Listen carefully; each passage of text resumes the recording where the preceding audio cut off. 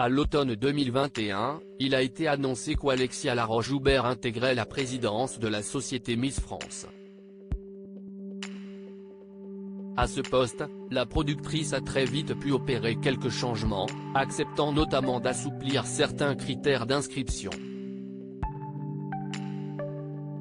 Une candidate maman et mariée a par exemple pu se présenter au concours. Une première historique.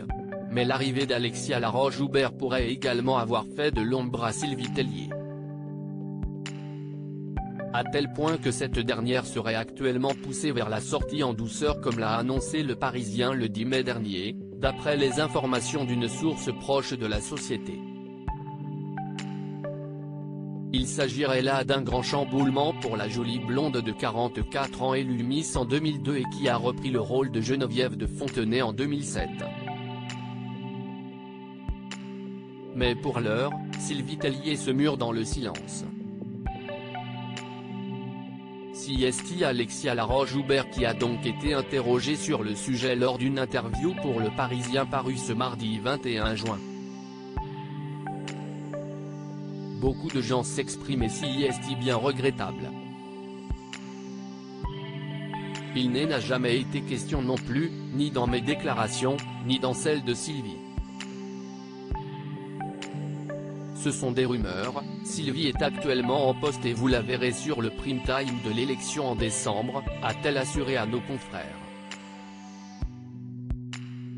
La maman de Solveig et Isor confirme donc que Sylvie Tellier est toujours directrice générale de la société Miss France, prenant toutefois soin de ne pas parler au futur et laissant alors le mystère planer. En attendant de ne savoir plus, le nom de Cindy Fabre a déjà été cité pour remplacer Sylvie Tellier. Miss France 2005 a toujours eu un pied dans cet univers et faisait même partie du voyage d'intégration de Diane Lair à Saint-Martin. Ce choix aurait en tout cas tout pour réjouir Geneviève de Fontenay. Je pense qu'elle ferait très bien l'affaire. J'aime beaucoup Cindy. Et si ça se faisait pour de bon, Jen serait ravie, a-t-elle confié dans les pages de France Dimanche, taclant au passage Sylvie Tellier contre qui elle a encore beaucoup de rancune.